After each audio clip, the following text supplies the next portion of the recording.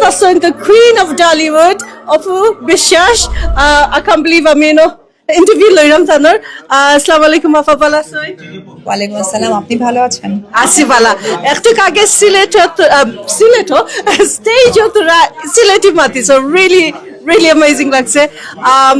so welcome from the UK from Hawa TV actually to the UK কিলা লাগে UK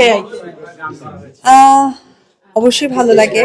আর UK তো একটা স্বপ্নের দেশ, তো এখানে তো অবশ্যই ভালো লাগাটা দ্বিগুণ কাজ করে।